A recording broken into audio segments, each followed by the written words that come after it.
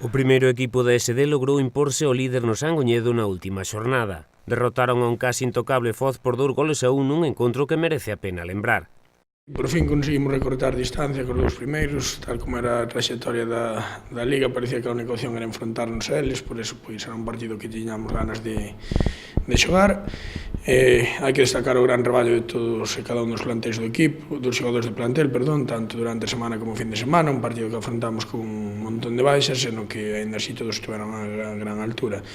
Creo que lle demos moita intensidade desde o principio, cal era a nosa intención, e, a partir da media hora pois, conseguimos facernos un pouquiño o comando territorial do xogo, ata que antes do descanso pois, Xende fixo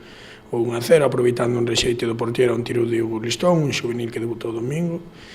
Ao principio da segunda metade, nun saque dun córner, Cadete fixo 2-0, cal pois, parecía que nos daba algo de tranquilidade, pero nada máis lexos da realidade, porque pronto, nunha xogada un tanto desafortunada, na que un tiro non xa non rebotou nun defensa, pois fixeron o 2-1. Aí chegaron quizás os 10 minutos nos que máis incómodos estivemos, nos que eles se sentiron ben, pero ainda así pois, conseguimos pasar eses 10 minutos sin peligro na nosa portería.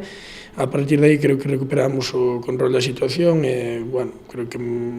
co 2-1 estivo máis cerca nos minutos finales o terceiro gol noso co empate deles. Conseguimos salvar 3 puntos e, era a única maneira que tiñamos de darlle polo menos un pouquinho máis de emoción a este treito final.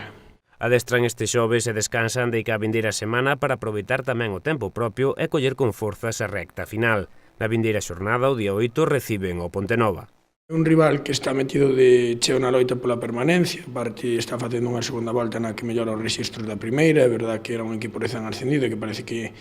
co paso das xornadas lle tomou pulso a categoría, ademais é un equipo que xoga nun campo de dimensións moi reducidas, o cal pois, é sempre diferente